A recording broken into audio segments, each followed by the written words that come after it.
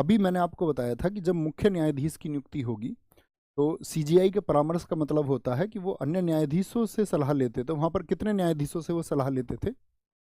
कितने वरिष्ठ न्यायाधीशों से वो सलाह लेते थे? बोलेंगे अभी फटाफट से। बहुत बढ़िया। 102 होगा रुद्र बघेल, 102 होगा। 102 होगा मेरे साथी। 84 नहीं बताया है मैंने कहीं पर भी। कल जब मैं एक्सप्लेन कर रहा था तो 84 मैंने कह दिया कि 84 हमने अभी पढ़ा ही नहीं, है ना। 82 हमने नहीं पढ़ा था, ये हमने बताए थे, इनको हम बाद में पढ़ेंगे। डिलिमिटेशन कमीशन अपने पास से ना बनाया करो किसी भी बात को। एक साथी कह रहे थे, अभी मैंने क्लास के शुरुआत में कमेंट देखे जब क्लास को हम लाइव करने वाले थे, तो उन्होंने वो लिख रहे थे कि आपने बताया था कि विधान परिषद का उत्साधन या सृजन यानी ख़त्म किया जा सकता है, बनाया जा सकता है, साथ में ही आपने बताया कि वो स्थायी भी है। तो भाई साहब मैंने नहीं बताया, मैंने तो आपको कल भी समझाया बड़े विस्तार से कि यानी कि उसको कभी भी ख़त्म किया जा सकता है। राज्यसभा और विधान परिषद में यही अंतर है, राज्यसभा स्थायी है लेकिन विधान परिषद स्थायी नहीं है। ठीक है, राज्यसभा कभी भी विघटित नहीं होती लेकिन विधान परिषद को किया जा सकता है। मैंने तो बड़े जोर दे करके आपको समझाया था। भैया कुछ आर्टिकल्स बीच में रह जाते हैं, हाँ मैंने बताया ना यार, तुम क्या आर्टिकल्स अगर तुम्हें नोट करने हैं तो ये अपने गूगल से एक फॉर्म डाउनलोड करो, वहां से उसमें सारे मिल जाएंगे तुम्हें आर्टिकल्स। जिसका जहां संबंध है उसका जिक्र वहां पर करेंगे, जिसके जिक्र की आवश्यकता नहीं है उसका करेंगे ही नहीं। बहुत सारे तो संविधान में आपने देखा नहीं, भाग निश्चित कर दिए गए, आर्टिकल निश्चित कर दिए गए, खत्म कर दिए गए, उनकी बात हम क्यों करेंगे? अनावश्यक की बात नहीं करेंगे। Very good very good. सबने बताया कि दो न्यायाधीश से, अभी हमने बताया था ना, कुछ को तो अभी 2 मिनट पहले का भी नहीं पता है। अभी हमने बताया कि जो सुप्रीम कोर्ट के चीफ जस्टिस ऑफ इंडिया होंगे वो मुख्य न्यायाधीश की नियुक्ति में क्या करेंगे, दो वरिष्ठ न्यायाधीश से सलाह लेते हैं, ठीक है, नियुक्ति के समय पर।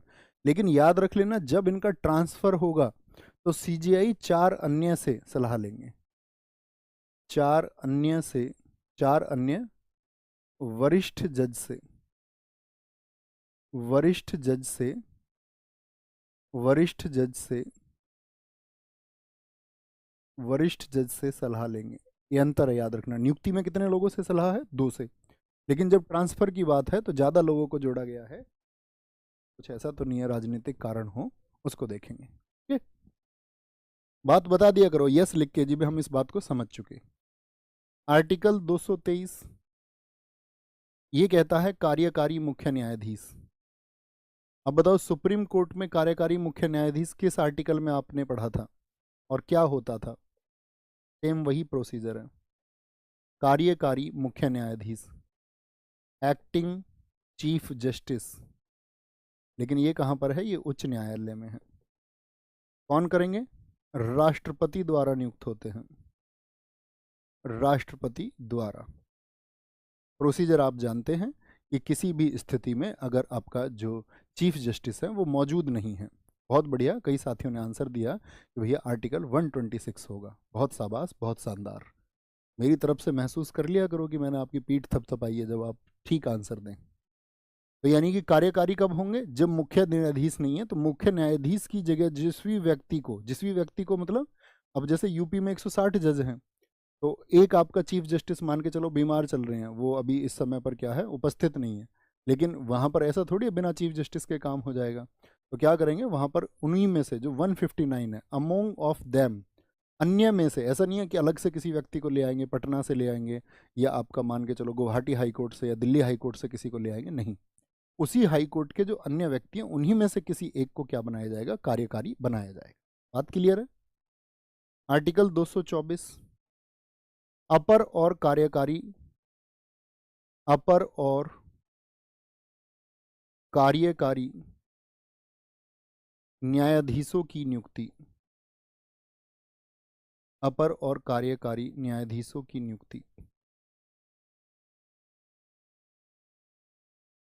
किसके द्वारा होगी? ये भी राष्ट्रपति के द्वारा होगी, राष्ट्रपति द्वारा। अपर बोलते हैं हम अतिरिक्त को, इसको अतिरिक्त भी आप लिख सकते हैं, अतिरिक्त भी लिख सकते हैं, अतिरिक्त, अतिरिक्त और कार्यकारी न्यायाधीश। तो अपर का मतलब हम क्या कह सकते हैं? Appointment of additional and and acting जजेस, एक्टिंग जजेस। अब इसको बहुत ध्यान से समझना। यहां पर भी बात आई कार्यकारी मुख्य न्यायाधीश, तो ये कार्यकारी किसकी जगह पर हैं? ये तो मुख्य न्यायाधीश की जगह पर हैं। यहां पर हम बात कर रहे हैं सिर्फ और सिर्फ किसकी? कार्यकारी न्यायाधीश की। और साथ में अपर या अतिरिक्त क्या है? देखो कई बार क्या होगा, राष्ट्रपति को एक अधिकार दिया गया है। मैंने आपसे कहा था कि हमारे देश में बहुत सारे मामले हैं जो पेंडिंग चल रहे हैं। ये बात मैंने आपको बताई थी, यस और नो? आप कहेंगे हाँ, बहुत सारे मामले जो हैं लंबित हैं, और जजों की संख्या की वजह से क्या है, उनकी न्यायिक प्रक्रिया बहुत लंबी हो गई है। जितने समय में न्याय मिल जाना चाहिए था उतने समय में वो न्याय नहीं मिल पाया है। तो ये अधिकार राष्ट्रपति को दिया गया है कि वो क्या करें, कुछ अतिरिक्त न्यायाधीश वहाँ पर नियुक्त कर सकते हैं। उन्हीं अतिरिक्त न्यायाधीश को जो है अपर न्यायाधीश कहते हैं हम। तो याद रख लेना, कभी भी जो अतिरिक्त या अपर न्यायाधीश होंगे वो 2 वर्ष से ज़्यादा के लिए नियुक्त नहीं हो सकते। कि भाई काम ज़्यादा था, उनको कुछ काम दिया जाएगा और 2 वर्ष के लिए नियुक्त किया जाएगा। कुछ न्यायाधीशों को बोला गया कि आप एडिशनल हैं, आपको ये काम है और ये ख़त्म करना है आपको 2 वर्ष में, उनको फिर हटा दिया जाएगा, अन्य को नियुक्त कर लिया जाएगा, क्योंकि ये अतिरिक्त रूप से भर्ती किए गए हैं, अतिरिक्त रूप से। योग्यताएं वही होंगी इनकी भी जो साथी योग्यताएं होती हैं आपका हाई कोर्ट में जज बनने की, उसी व्यक्ति को, ठीक है। यानी कि वो हाई कोर्ट में जज नहीं है पहले से, लेकिन उसको क्या कर दिया गया है, फिर अपर बना दिया गया, एडिशनल, अतिरिक्त। ये कब होगा? जब काम बढ़ जाएगा, काम बढ़ने पर। कार्यकारी न्यायाधीश कौन होते हैं? जैसे न्यायाधीशों की संख्या कम है, कहीं पर मान के चलो यूपी में आपका 120 ही हैं अभी, तो आपका कितने पद खाली रह गए, मुझे बताएं जरा, बोलो कितने पद खाली रह गए? तो आप बोलेंगे बच्चों कॉपी पेस्ट मत किया करो, आपके काम की बात जो होती है वो पहुंच जाती है हम तक, मेरी रिक्वेस्ट है आप सब लोगों से। तो कार्यकारी न्यायाधीश जो होंगे, यानी कि 40 कम रह गए। अब वो 40 कम है तो फुल टर्म के लिए, यानी 62 वर्ष तक की एज के लिए, जैसे मान के चलो किसी की एज 55 थी, तो उसको भी क्या बोलेंगे, कार्यकारी न्यायाधीश बना दिया जाएगा, तो वो 7 वर्ष तक काम कर लेगा। लेकिन अपर न्यायाधीश कितने तक काम करेगा? वो सिर्फ और सिर्फ आपका 2 वर्ष, ठीक है। 2 वर्ष, चाहे वो 55 की एज में बने या 50 की एज में बने या 52 उसकी एज है, ऐसा नहीं है कि वो 62 तक बना रहेगा। तो इस बात को अपने माइंड में रखेंगे हमेशा कि ये अधिकार राष्ट्रपति साहब के पास में है, और काम बढ़ने पर वो किसको, अपर न्यायाधीश की नियुक्ति कर सकते हैं। एक बहुत इंपॉर्टेंट है आर्टिकल 226, ठीक है, आर्टिकल 226। अब जैसे ये समझना कि मैंने 225 क्यों छोड़ दिया भैया, 225, ठीक है, तो उसकी आवश्यकता नहीं है हमको, क्योंकि 225 में सिर्फ इतना एक्सप्लेन किया गया है कि हाई कोर्ट की आधिकारिकता क्या है। तो आधिकारिकता उसकी ये है कि जिस हाई कोर्ट, मान के चलो कि यूपी का है, तो यूपी हाई कोर्ट यहाँ के व्यक्तियों के मामले सुनेगा। ऐसे नहीं है कि वो अन्य प्रदेशों के मामले सुनने लग जाए कि भैया मेरे पास कोई मामला ले आओ, दिल्ली का मामला ले आओ, तो उसकी आधिकारिकता नहीं होगी, आधिकारिकता उसी राज्य में होगी, ठीक है। इसीलिए उसकी आवश्यकता नहीं है, आपको कभी ना पूछा जा सकता है ना पूछा जाएगा आपसे। आर्टिकल 226 किसकी यहाँ पर क्या है बताओ? हाई कोर्ट की रिट जारी करने की शक्ति। तो मुझे बताओ सुप्रीम कोर्ट की किस आर्टिकल में थी रिट जारी करने की शक्ति? Power to issue writs, power to issue writs. कितनी रिट्स जारी करता है हाई कोर्ट? तो आप कहेंगे भैया वही सेम 5 रिट हैं जो हाई कोर्ट जारी करता है। कितनी रिट्स है? 5 रिट हैं। पांचों रिटों के नाम में से कोई एक एक नाम आप सारे लिखें, जैसे कि यहाँ पर यूपी का कोई मामला है तो इलाहाबाद हाई कोर्ट बंदी प्रत्यक्षीकरण, एक नाम आप भी लिखें, बंदी प्रत्यक्षीकरण वही सेम 24 घंटे में। परमादेश कोई अधिकारी काम नहीं कर रहा है। निचले न्यायालयों के लिए आपका क्या होगा बताएं, या फिर आपका क्या होगा वहाँ पर, एक आपका बताएं, आपसे देखना चाहेंगे। बहुत बढ़िया, मैंडेमस, जी हाँ मैंडेमस बोलेंगे आपका परमादेश को। हैबियस कॉर्प्स बंदी प्रत्यक्षीकरण, वेरी गुड। प्रतिषेध, बहुत शानदार। क्यों वारंटो, निशा रघुवंश जी ने लिखा है। प्रोहिबिशन, जी हाँ निषेध, एकदम से सही आपने लिखा है। ये हुई ना बात, ठीक है। तो ये 5 रिट होती हैं। अब आपने कई बार देखा होगा हाई कोर्ट 6 रिट जारी करता है, सुना है आपने ये? तो वो जो छठी रिट है, जिसको कई बार छठी रिट कह देते हैं, पहली बात तो एग्जाम में तो कभी ये मत लिख देना 6 रिट जारी करता है, 5 करना। एक होती है आपका इंजंक्शन, जो 6th होती है उसको कई बार नाम लिया जाता है इंजंक्शन, इंजंक्शन रिट। देखो इंजंक्शन रिट होती क्या है, इसको पहले तो समझो, ये बाकी रिट को समझे, इसको अभी समझाते हैं आपको। पहले थोड़ी सी बात मैं इसकी तुलना बता दूं आपको सुप्रीम कोर्ट से। जो हाई कोर्ट रिट जारी करता है, हाई कोर्ट का अधिकार क्षेत्र सुप्रीम कोर्ट की तुलना में बड़ा है। छोटा सा पद लिखना है, उससे और अच्छा समझ पाओगे। सुप्रीम कोर्ट से ज़्यादा अधिकार क्षेत्र है इसके पास में। ऐसा क्यों? इस मामले में इसके पास में ज़्यादा अधिकार क्षेत्र है, ज़्यादा अधिकार क्षेत्र है, ज़्यादा अधिकार क्षेत्र, यानी कि jurisdiction is more than supreme court.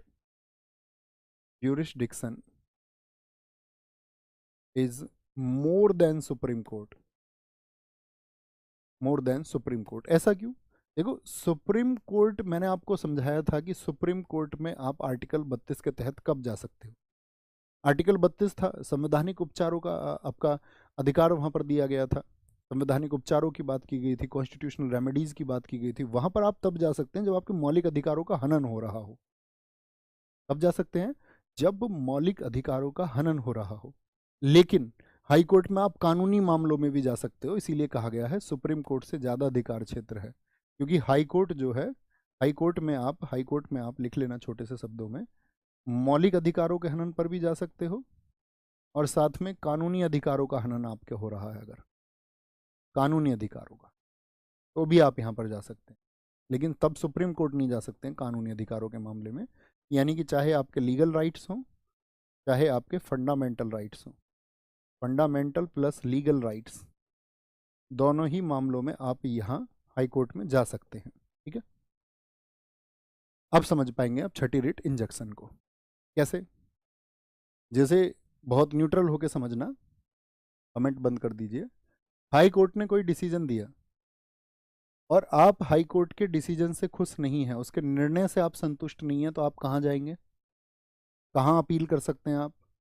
या मान के चलो जैसे डिस्ट्रिक्ट कोर्ट का कोई डिसीजन है तो आप हाई कोर्ट जा सकते हैं, यानी कि जो उससे सुपीरियर कोर्ट है आप वहाँ पर अपील कर सकते हैं। और मैंने बताया अंतिम अपीलीय न्यायालय जो है हमारे देश में सुप्रीम कोर्ट है। तो कहने का मतलब क्या हुआ कि इसके डिसीजन के खिलाफ आप कहाँ जा सकते हैं? सुप्रीम कोर्ट में जा सकते हैं। तो सुप्रीम कोर्ट क्या करेगा? आप गए हैं कि भाई मैं इसके डिसीजन से संतुष्ट नहीं हूं, आप जानोगे कि इसके डिसीजन को क्या बोलेंगे। अब जो अगर हाई सुप्रीम कोर्ट में मामला एक्सेप्ट हो गया है, इसका सुप्रीम कोर्ट में चल रहा है, तो हाई कोर्ट ने जो निर्णय दिया था उसकी कोई कीमत रह गई? अभी इसके डिसीजन की कोई वैल्यू रही? आप कहेंगे इसके निर्णय की कोई वैल्यू अभी नहीं रही है। ठीक है, हाँ, अगर वही सेम डिसीजन सुप्रीम कोर्ट ने सुना दिया तो वो वैल्यूएबल जो डिसीजन है वो सुप्रीम कोर्ट का है, वो मान्य होगा। ठीक है, अभी क्या है, इसके जो प्रोसीडिंग्स थी, इसको बोलते हैं जुडिशियल प्रोसीडिंग्स, जुडिशियल प्रोसीडिंग्स, यानी जो न्यायिक कार्यवाही थी आपका, जो हाई कोर्ट में चल रही थी, उस पर रोक लग जाएगी। आप मुझे सिर्फ इतना बताएं, न्यायिक कार्यवाही पर रोक लगेगी या नहीं लगेगी? हाँ या ना? पर रोक लग जाएगी। आप कहेंगे जी भैया यस, न्यायिक कार्यवाही पर रोक लग जाएगी अगर आप शीर्ष अदालत के पास चले गए हैं। बस ये छोटी सी बात याद रखनी, शीर्ष अदालत के पास यदि आप जाते हैं तो आपका जो डिसीजन दिया था, ठीक है, कोई भी मामला सही, तो फिर इंजंक्शन क्या होता है? इंजंक्शन होता है किसी एक व्यक्ति के खिलाफ। यहां पर क्या किए, किसके खिलाफ होता है? जुडिशियल प्रोसीडिंग के खिलाफ होता है। जब किसी मामले पर रोक लगती है तो हाई कोर्ट के खिलाफ आप चले गए सुप्रीम कोर्ट में, तो यहां पर जो न्यायिक कार्यवाही चल रही थी उस पर रोक लग जाएगी। लेकिन इंजंक्शन जो मैंने बताया कि छठी रिट है हाई कोर्ट की, ये किसी एक व्यक्ति के खिलाफ होती है, इंडिविजुअल के खिलाफ, कभी भी जुडिशियल प्रोसीडिंग के खिलाफ नहीं होती, किसी व्यक्ति के खिलाफ। जैसे भैया कोई उदाहरण इसका क्या बोलेंगे? अगेंस्ट इंडिविजुअल होती है ये, और ये अधिकार दिया गया है, ऐसा अधिकार सुप्रीम कोर्ट के पास में नहीं है, हाई कोर्ट को दिया गया है अगेंस्ट इंडिविजुअल्स। जैसे मान के चलो, और ये दोनों तरह की होती है, पॉजिटिव नेगेटिव। जैसे आपके खेत पर किसी ने कब्जा कर लिया है, मान के चलो, तो आपके खेत पर जो कब्जा किया है किसी ने इंस्टेंट, आपको वो कब्जा खाली कराना है, तो आप कहाँ जाएंगे? कोर्ट। आप कहेंगे जी ये देखिए मैं इस ज़मीन का मालिक हूँ और मेरी इस ज़मीन पर इस व्यक्ति ने कब्जा कर लिया है, कब्जा कर लिया है। तो वहाँ पर जो हाई कोर्ट है वो इंजंक्शन रिट जारी करता है।